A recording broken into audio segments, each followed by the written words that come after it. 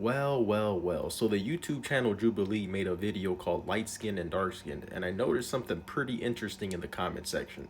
If you go through the comment section of this video, you'll see that a lot of people do not view the light-skinned people in the video as actually being light-skinned.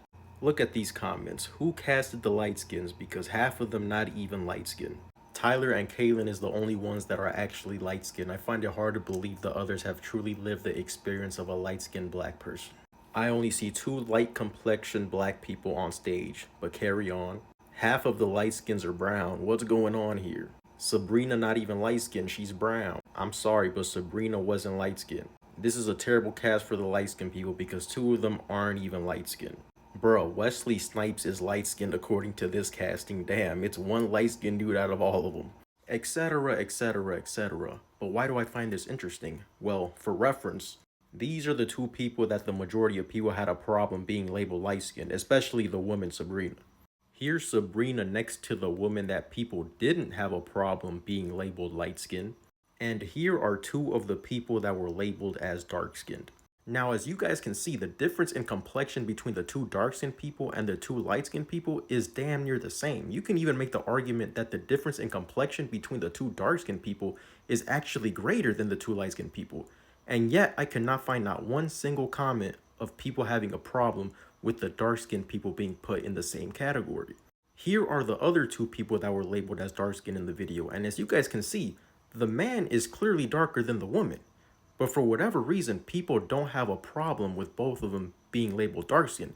But when it comes to the 2 light-skinned women at the top, oh no, Sabrina's not light-skinned. But why is this? Well, something I've noticed about society is whenever something is viewed as being desirable, it almost always becomes more exclusive. For example, money.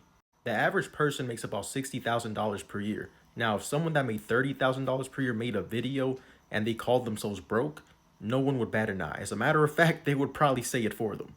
However, the opposite is not true. If someone that makes $90,000 per year made a video talking about how rich they are, they would get laughed at. Now, 90K and 30K are both equally away from 60K, but because money is desirable, there's always going to be a higher standard for what is perceived as a lot of it versus a little bit. Admittedly, the money example isn't the best because you could make the argument that the cost of living is just so bad nowadays that the average person is genuinely struggling, but I have another one, which is height.